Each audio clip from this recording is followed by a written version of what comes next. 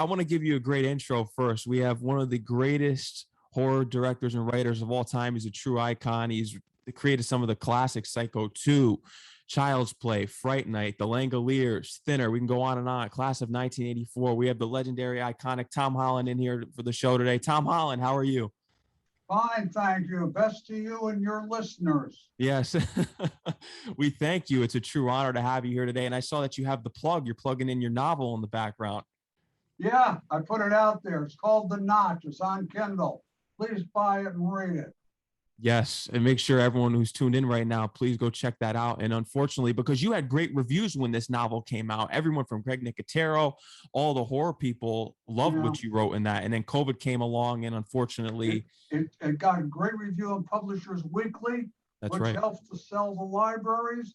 And a week later, COVID closed down all the libraries. So unbelievable. You not only have to be good and do a lot of hard work, you have to be a little lucky with your timing. You do. And that's what we have here. And congratulations on writing all your novels. I know you wanted to pitch some here today, but you've been wanting to write novels since you were 13. I ended up as a screenwriter because I couldn't figure out how to write novels. So there you go. And now you're doing it, and you're working on the sequel to Fright Night. Will this be the return of Jerry Dandrige? Well, it is the return of Jerry Dandrige, but what I'm doing is a trilogy. I finally figured out that I had to write a novel called Fright Night Origins, which is really based on the movie. And because it's Fright Night Origins, Fright Night Aftermath, and Fright Night Billy's Bones. And Aftermath begins immediately after the end of Origins, which is to say after the end of the movie. And so in order to understand the second one, Fright Night Aftermath, I had to write the first one. And I was making the assumption that everybody who would buy the Fright Night Aftermath and Billy's Bones had seen the movie.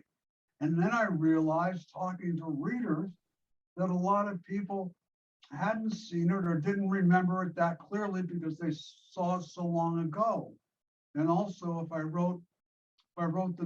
did the novel of Fright Night, that it would allow me to explore the inner life of the characters involved, which I didn't have the time to do in the movie. And so I'm able to explicate Charlie Brewster, Amy Thompson, and Evil Ed. And it's been a lot of fun. And when I finish this, I'm going back to polishing it because I'm through with it, and I'm polishing the draft. And writing novels has been a lot of fun. Mm-hmm. You know, I could be writing screenplays, but how do you say it? A screenplay is not the thing itself. The screenplay is a blueprint for a movie, which I suppose is why directors are always considered more important than writers. But a novel is the thing itself. Mm-hmm. And so that's why I'm writing novels. And I wrote my first novel is The Notch back there. And I also have a collection of short stories called Domestic Disturbances. Now there's also a novelization of Fright Night done in 1985 by Craig Spector and and the name just flipped out of my head, but he's a great guy. And so that's also for sale on Kindle. And in a way, I thought the novelization was enough, but then I realized the novelization was written off the screenplay, and the guys wrote it before they ever saw the movie. They wrote it like in March of 1985, and the movie came out or premiered on August 2nd, 1985. So they'd never seen the movie. So you read the novelization, and Jerry Dandrige is a terrible guy. He's the antagonist. But if you see the movie, you realize that Jerry had an inner life. There was a reason that he reacted and was so attracted to Amy. And it has to do with the picture on the painting on the wall that Charlie Brewster sees when when he and the kids go into the house with Peter Vincent to do the vampire test. And you see Charlie react to it as he pulls out the packing and the stuff, all the stuff that's still about in the big main room, the two-story room. And he sees the painting, he says, Amy. And that's why it's in the movie, but it was never explained. So I'm taking the opportunity to do that in the Fright Night origin and aftermath novels. And so it's been really interesting to go back and try to find the novel in the original screenplay and movie.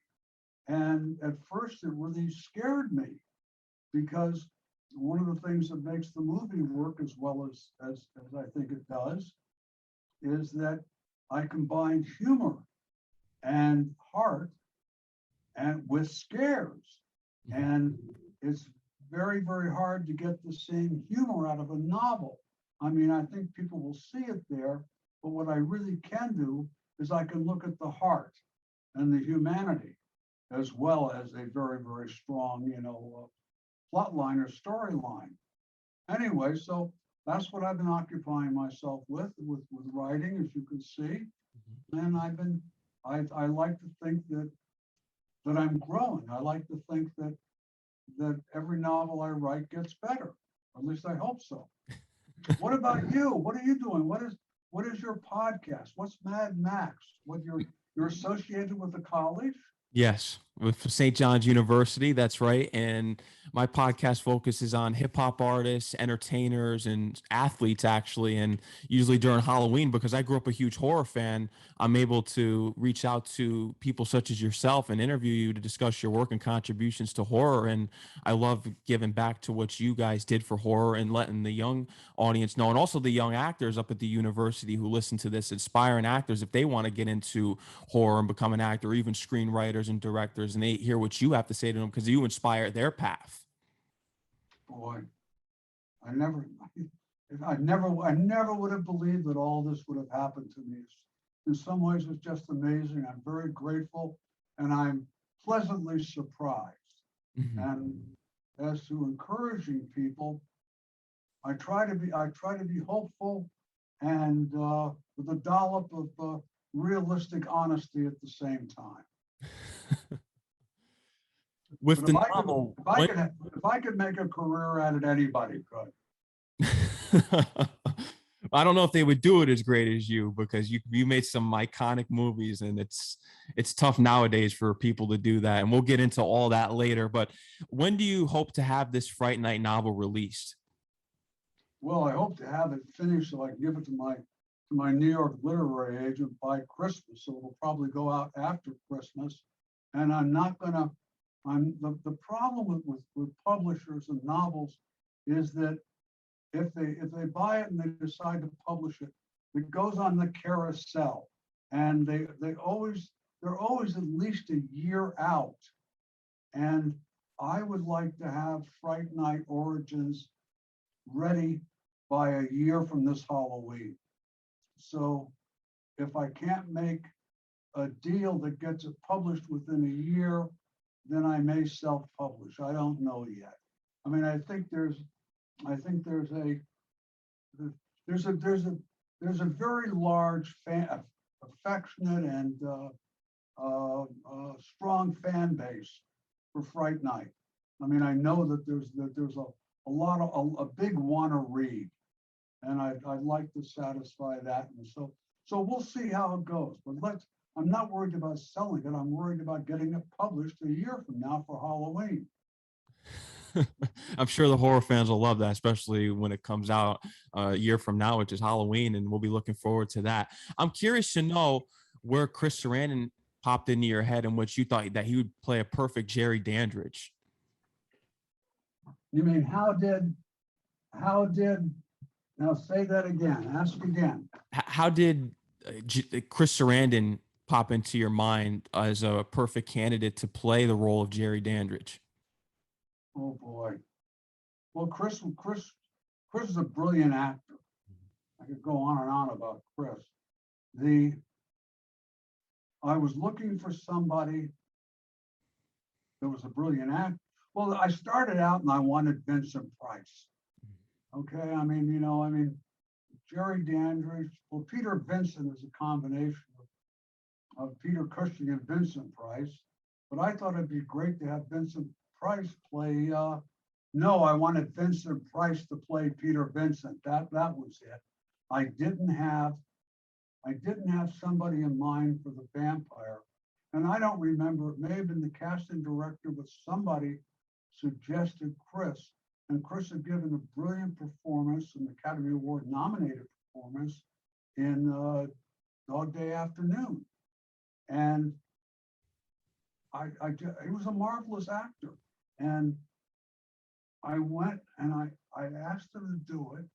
And he read it and he loved the screenplay, but he was afraid of a first-time director. And so we had a meeting, and I must say, I knew every shot in that movie. I mean, it was in my head. I'd done my own storyboards, and I convinced him, and we became very, very good friends. And well, that's why I cast him in Child's Play. You know, he played, that's not a terrific part. He plays the cop, but he did a movie of the week that a lot of people haven't seen called The Stranger Within with Ricky Schroeder and Kate Jackson, and gave another brilliant performance. It's hard to describe. If as a director you find an actor that just does terrific work and that you also like and you work well together with, you just keep going back to them. And I think one of the things that people forget is that Chris is also a brilliant voice actor. Mm-hmm. He's Jack Skellington. That's right. In Nightmare Before Christmas, and he just came and did the voiceover, the reading for a couple of commercials that I did for Fright Night Origins that I got ready just to see whether or not I could do it, because I'm thinking, how do I get the word out?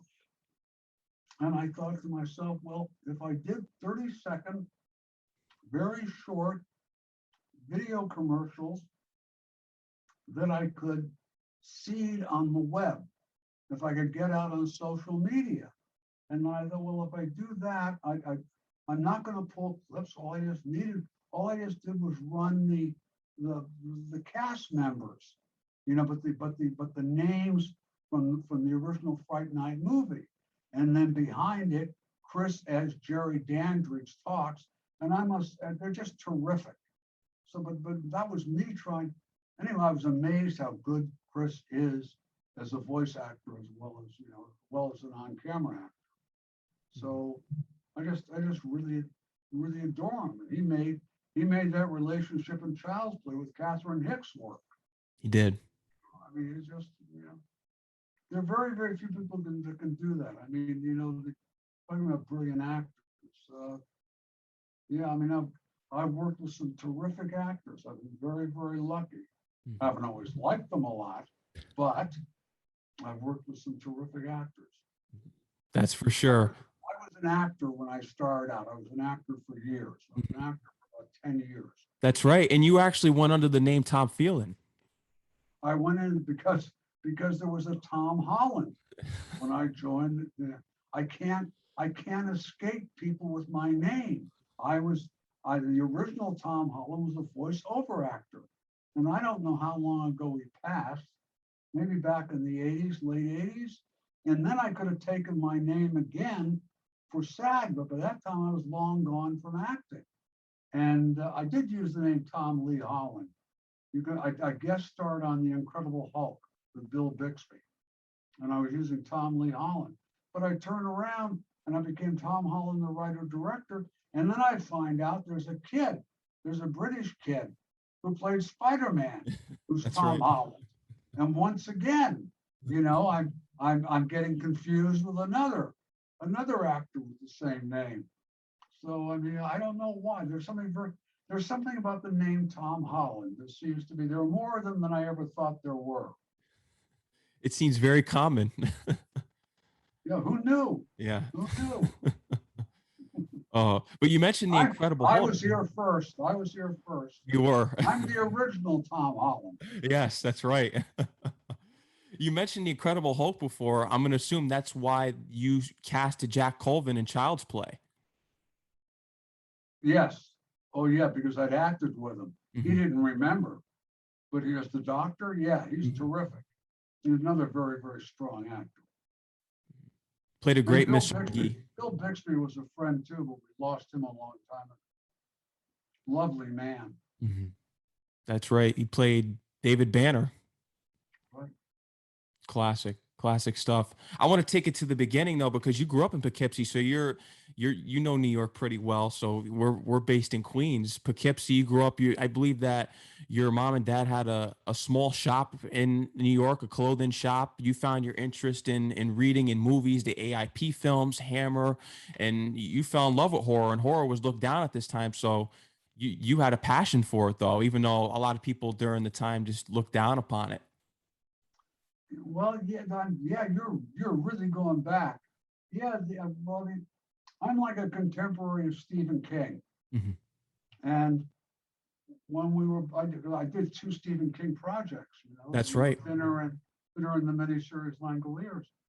But we're talking mid to late 50s when we were like 10, 11, 12 to, through about 1955 through 65 was a formative period for both of us as kids. And in high school, grade school, grade school and junior, what they call junior high, then in high school. And the only things that if you were interested, if you were attracted to horror, and who knows why we are, there were no books to read. There was H.P. Lovecraft and Edgar Allan Poe, and there was a Victorian novelist whose names I don't remember right now, the guy who wrote Lady in White, but there were no popular horror novels, and it was looked down on. And then there was the whole reaction to the EC comics, like Tales of the Crypt. I ended up directing 3 of the Tales of the Crypt. But the EC comics, if anybody knows the history of this, I think that they were mid to late 50s, and they came out and kids went crazy for them. And then parents groups got upset and they were banned. And I remember when I was in high school, when I'm talking about, sophomore, junior, senior, they banned them, and we would walk around with EC comics hidden in our notebooks, or we would take and we would put them in plastic bags and put them out behind bushes for other kids who were friends to be able to read. There were so few of them available at that moment in time. And if you look at Stephen's work, so many of his short stories really feel like EC comics. They're short 15 or 20-minute setups with a twist ending. And that includes so much of Stephen's work, it's his short story work. And that I can go on and on about Stephen. That's what makes horror really became enormously popular and broke in to a huge readership in the middle class, I think because of Stephen. Stephen took and popularized, but Stephen made it safe for middle class people to read. And one of the ways he did that was by using so many brand names of things that we all used in our houses. And really, it started. What was Carrie? 1973. I think that was 1976. Carrie, was that late? The movie was 1976. Wow. Okay. Well, the novel, which was a pistol, Was probably earlier. It was probably 73 then. Yeah, 73 or 4. But the movie really blew it open for Stephen. Mm-hmm. That's what really kicked it up. And he followed it with 2 brilliant novels, The Shining and Salem's Lot. I forget which was first. Maybe Salem's Lot was first. But that expanded the audience. Mm-hmm. And through that popularization, and you could even call it populism because he used so many brand names of things that people use in their everyday lives in their houses, it became much more acceptable. And then I think that with John Carpenter's Halloween, which I think was 1977, 78. 1978, that kicked off the beginning of the, well, I go on. The slasher started with Psycho, and Psycho was 1961. And I'd never seen a film like Psycho. And I must have been 13 or 14. And I watched it, of course, terrified. But until Psycho,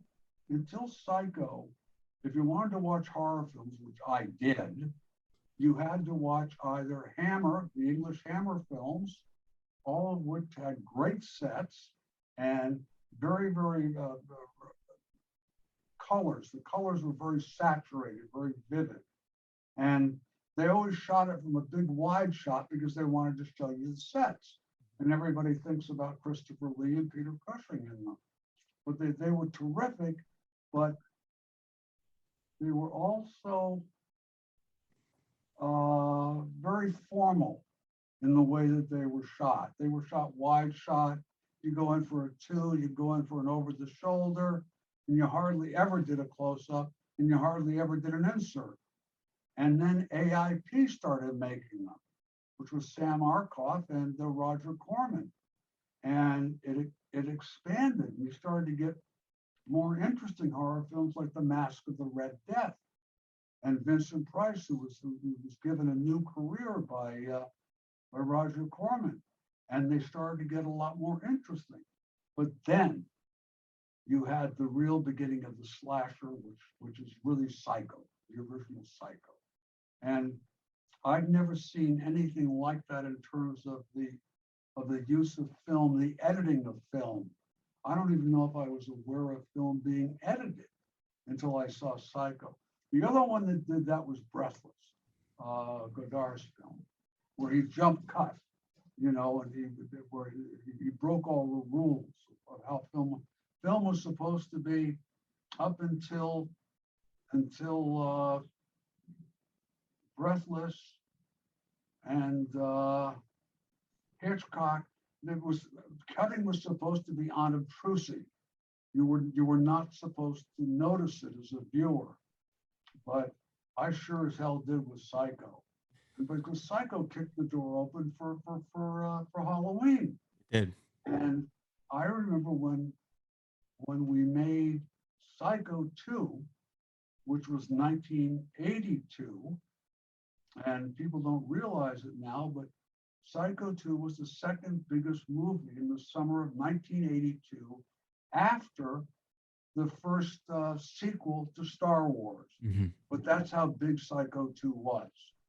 It was an enormous hit worldwide, and that was the beginning of the sequelization. Also, I can't remember whether they'd sequelized Halloween yet by 1982 or not. Oh yes, Then Halloween 2 came out in 1981. Halloween 2 in 1981. Okay, when did Friday the 13th? When was the second one of those? That was 1981, I believe. That was 81 too. Okay, and when was Nightmare on Elm Street?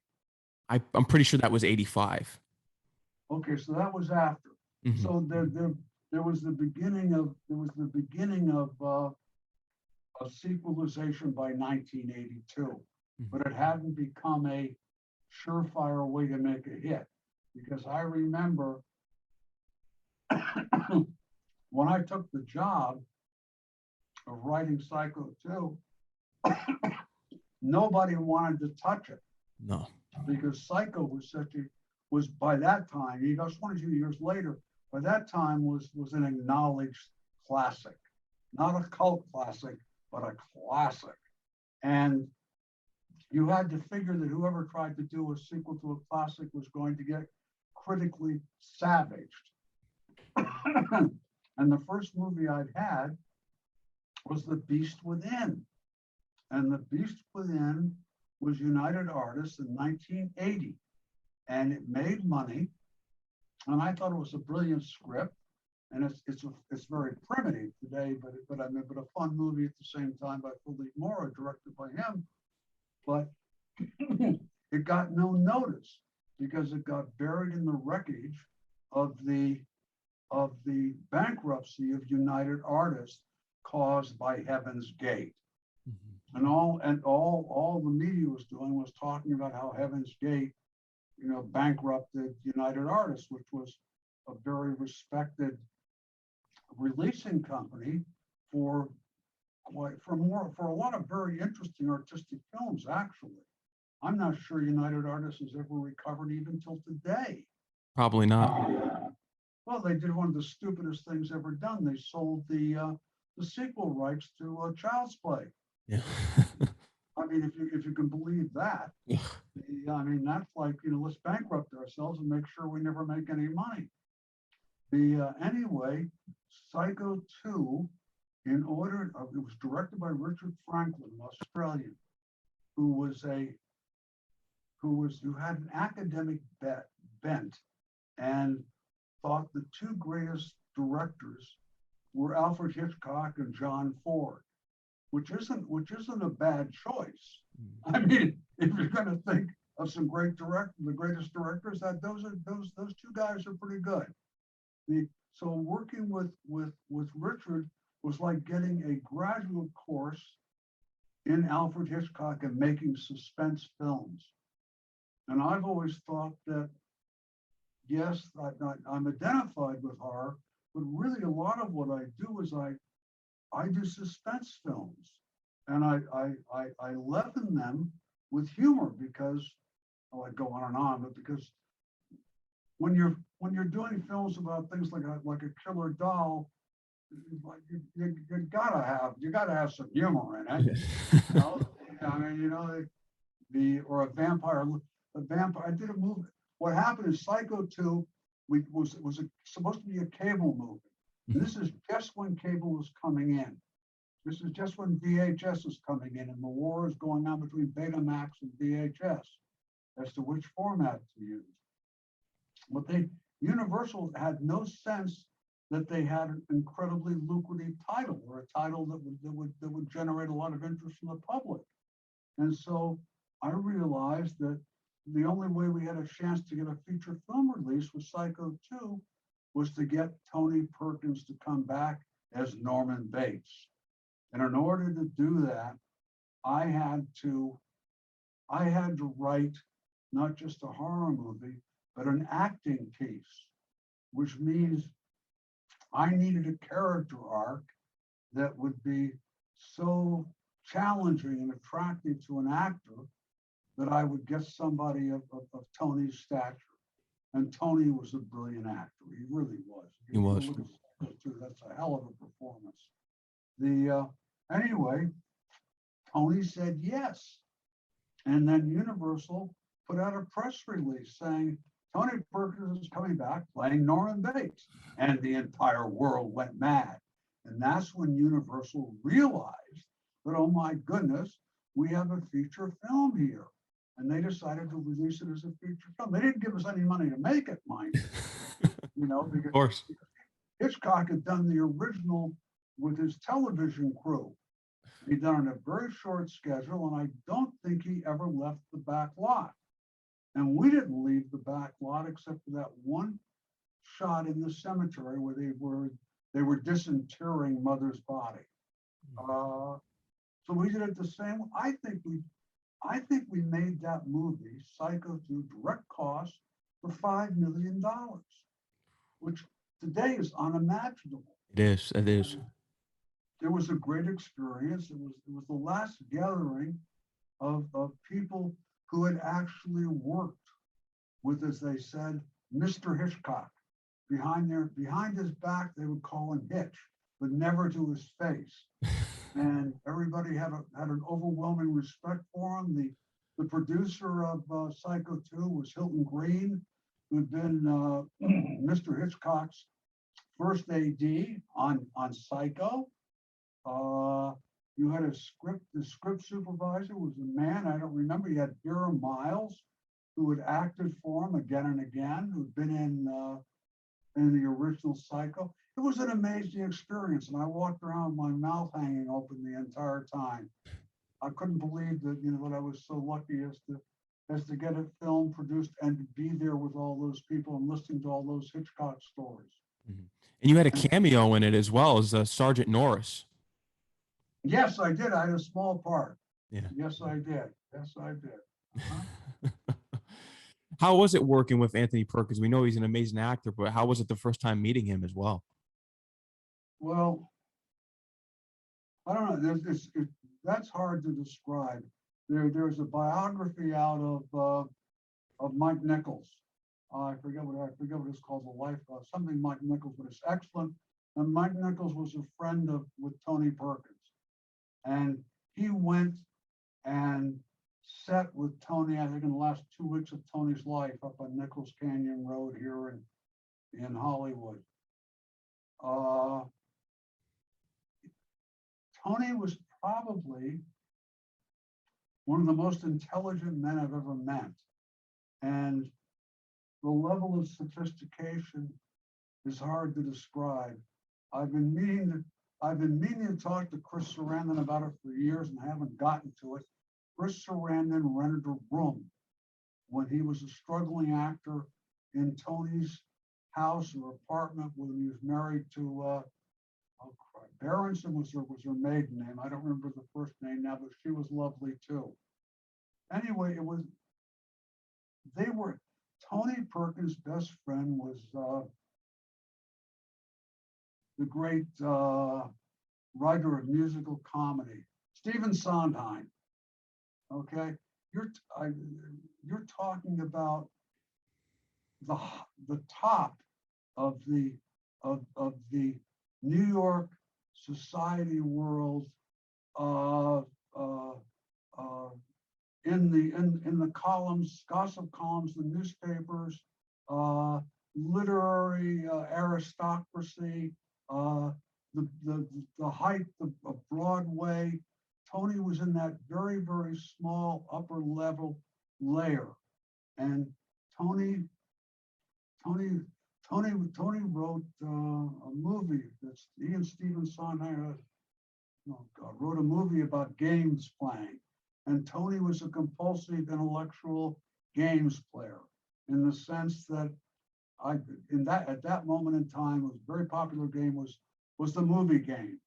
You name a star, I name a movie that star was in, you name another actor that was in that movie, and I name another movie that actor was in, and you keep going. And the better you get at it, you're down to character actors.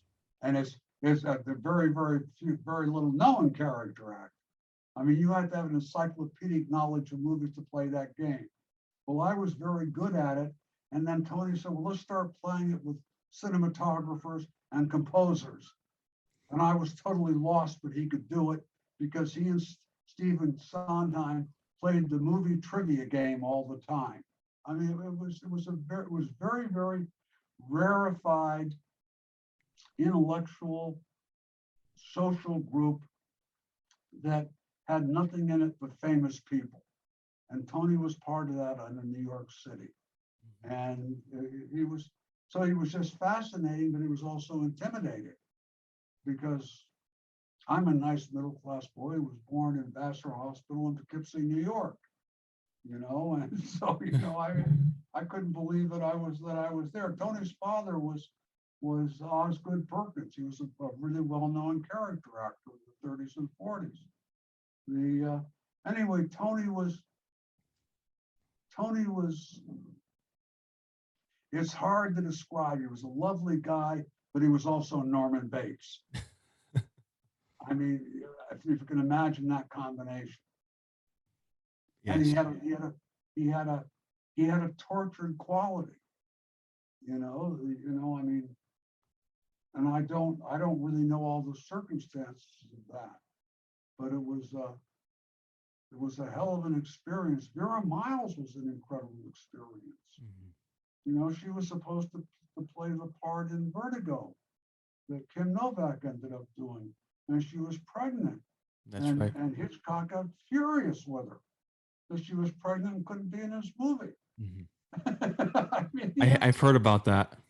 yeah, I was like, you know, I can't believe that. You know,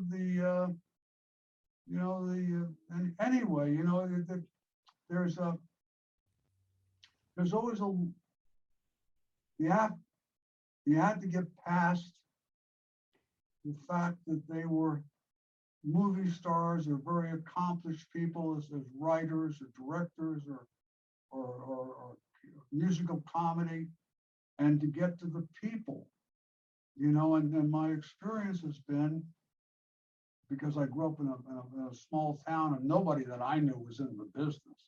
You couldn't have been farther out of it than I was. I had no, no contacts whatsoever, no nepotism, nothing like that. But a lot of the people I met had connections to help them into it. So I don't know. I mean, I've always been a quintessential fan, Max, on some level. I can't explain it. I mean, my mother we're from Highland, New York. It's a small town across the river, across the Hudson Bridge from Poughkeepsie. You know, I mean, it's apple orchards and dairy farms and mushroom farms and you know, and people who don't know anything about Hollywood or making movies or Broadway. I mean, it's grown a lot now because the college went into New Paltz. You know, so now it's much more sophisticated. And they put the freeway out all the way to New Paltz.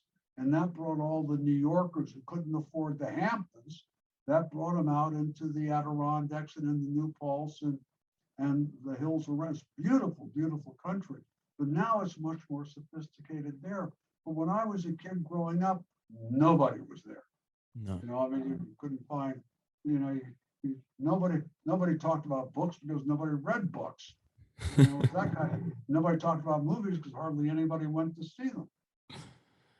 I would love to hear the dinner that you attended in which everyone at the dinner voted Psycho 2 the greatest sequel of all time. Yeah, that blew me away. Yeah, like that. I've had other horror directors that I respect have told me that. Tarantino told me that. You know, I mean, I really didn't know. I mean, I don't know when I heard that, 10, 15 years ago. Wow. I went to a dinner of horror directors given by the Blacklist, and everybody voted it the best sequel, and I was like, what? And, you know, so, I mean, you just don't know. I mean, one of my mentors was Henry Farrell. Henry Farrell wrote a little book called Whatever Happened to Baby Jane. Is that what it's called? Mm-hmm. That's right. Yeah. I've seen. The movie's a classic, of course. Yeah, and Henry said to me once. He said, "You know, you never know. You just keep on writing and just keep on getting it out there, and then some. Then about 10, 15, 20 years later, somebody taps you on the back on the shoulder and says, hey, you know that movie you did or that thing you wrote?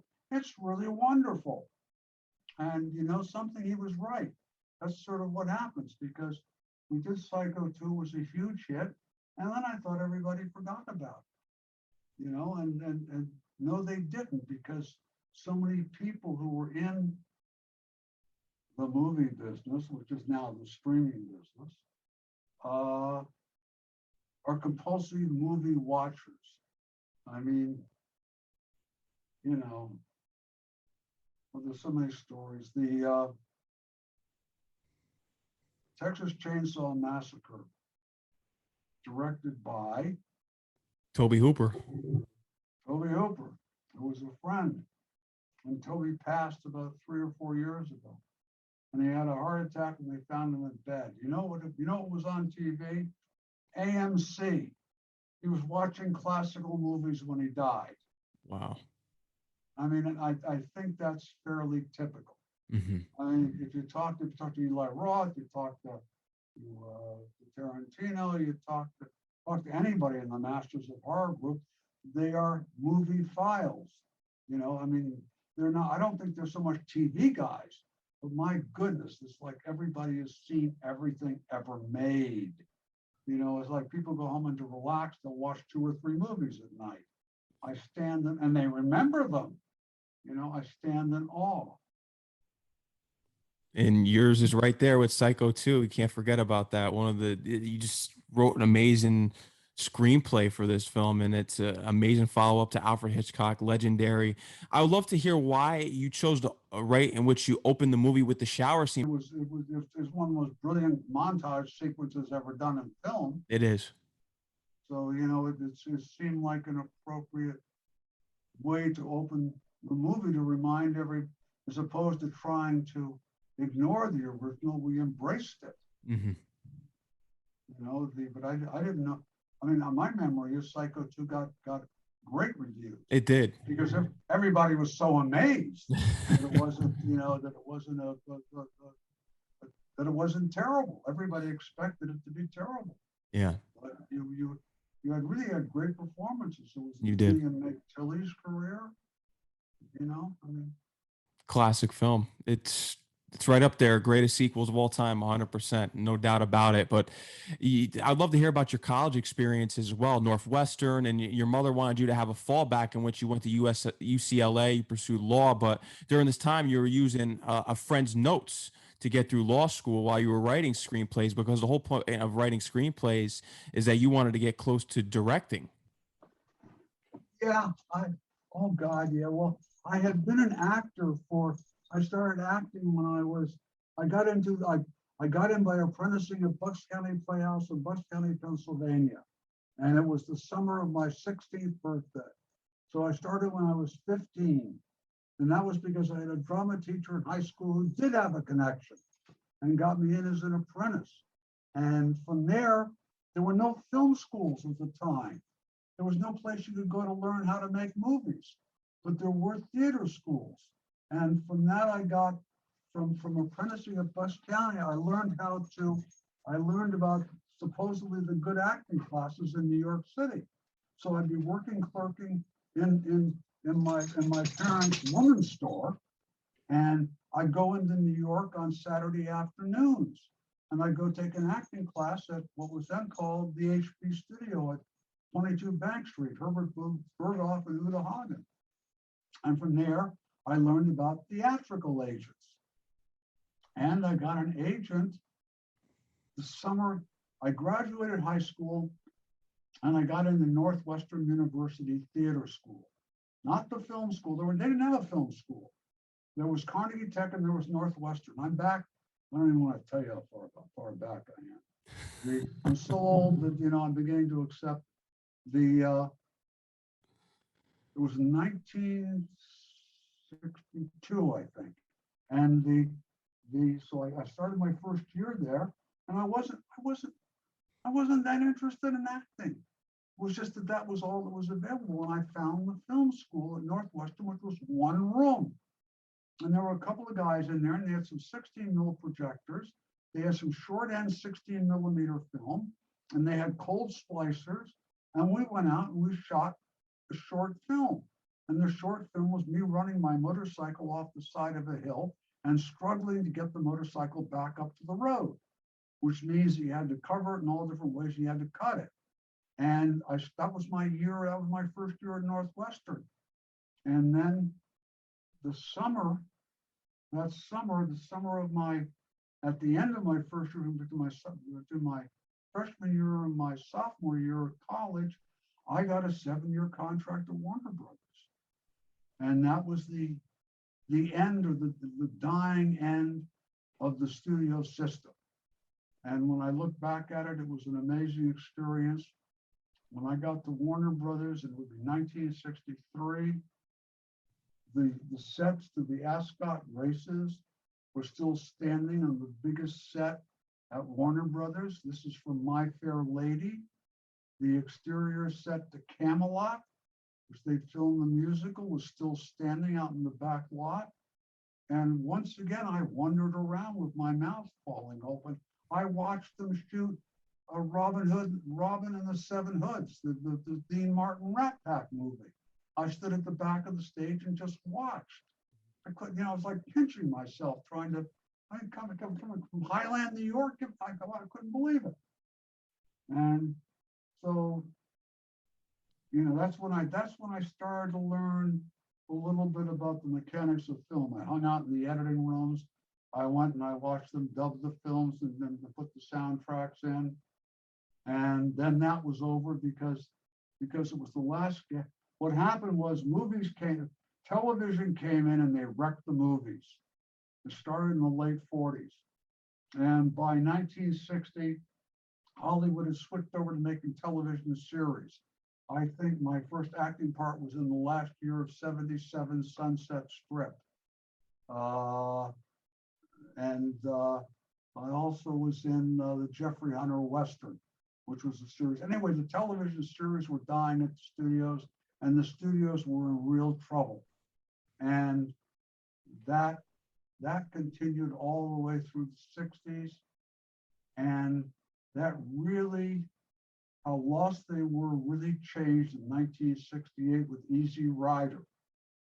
Easy Rider made a fortune, and it was done for next to nothing. And at that point, all the doors were kicked open in Hollywood to new talent, to younger talent, that had a sense of that generation's, taste and what they were interested in. And there was a period there where if you became a successful writer, you could also write your way into directing, which is what I did. And that was a moment in time, and those doors have long since slammed shut. But that was because Hollywood was lost by the late 60s as to what the audience was going to take.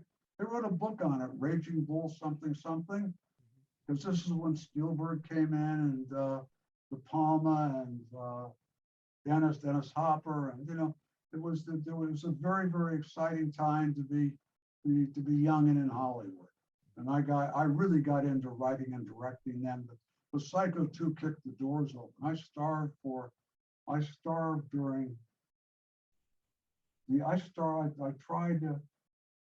I got out of acting in 1970 or 71 and started writing screenplays.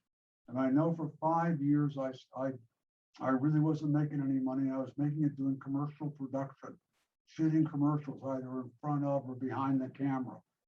And that provided me with an income to keep on writing and to keep the wolf from the door. And that's sort of the story of my career. What about you? What do you want to do? Me, it's kind of interesting. Grow up. What do you want to do? Right now, I've been confident because I've been in college for the past 3 years, and I'm confident in doing radio. But when I was younger, I wanted to be a writer and director for horror films. But it's just that when I got older, I grew an interest in music and sports, and I wanted to be on the radio. But right now, and currently looking for jobs and things in the world as far as radio, the opportunities are kind of slim right now. So I'm looking into getting acting. So it may be turning right around here to where I might want to pursue writing and directing. Everybody has their own journey. All my life, or ever since I became successful, people would ask me, well, how do I get into it? How do I do this? Everybody has their own journey. I mean, right now, podcasts are huge. Mm-hmm. I mean, I am involved with a Stephen King short story called Strawberry Spring. And I was trying to set that up as a streaming series. And I turn around and they've made a podcast out of it, which has become terribly successful. Like true crime, dramatic crime.